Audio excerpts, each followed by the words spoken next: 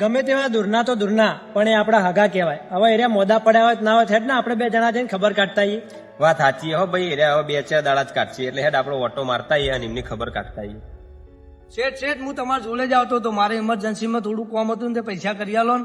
2 દાડા હા પૈસા માંગવા આવી હમણાં તો પગાર આલ્યો. શેઠ તમે આવું ના કરશો, મારી મજબૂરી સમજો યાર, હું તમને હાથ જોડું યાર. મજબૂરીનું નામ લઈને આવી રીતે પૈસા માંગવાના બોના કરવાના જ નહીં. ખરેખર શેઠ હું કોઈ બોના નહીં બનાવતો, એક મજબૂર ને લાચાર ને હું કઈ હેરાન કરું. ખોટી વાતો કર્યા વગર જાને ભાઈ તું અહીંથી તાર નોકરી આપવો હોય તો આવજે ને તેલ પીવા જજે. તાર આબુ થાય ને કે કોઈને લેડ હોય ને કર.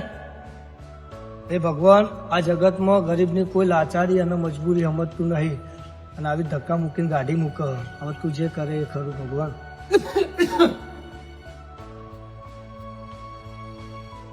કેવું આ ભાઈ ભાના? આવો ભાઈ આવો, આટલા બેહો. જેવી હે ભાઈ તબિયત હવે હારી હે ને? હાલ તો દવા લાયા છીએ, ભગવાનને ગમે તે કરું. ભાઈ આવો બેહો તો ખરો. ના ના, અમારે હવે બેહવું નહીં. તમે તમારી તબિયત સાચવજો, હવે અમે જઈએ છીએ. ટાઈમે દવા લેજો અને કોઈ જરૂર હોય ને તો કેવડાવજો. જરૂર તો કોઈ નહીં, પણ મળતા એક શીખ આલવી હે. હા હા, કયો તમ તાર જે કેવું હોય કયો.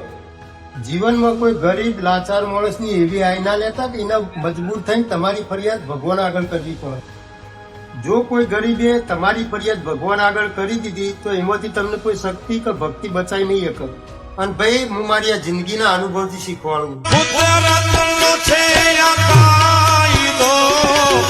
જેવું વાવો એ જ લણશો.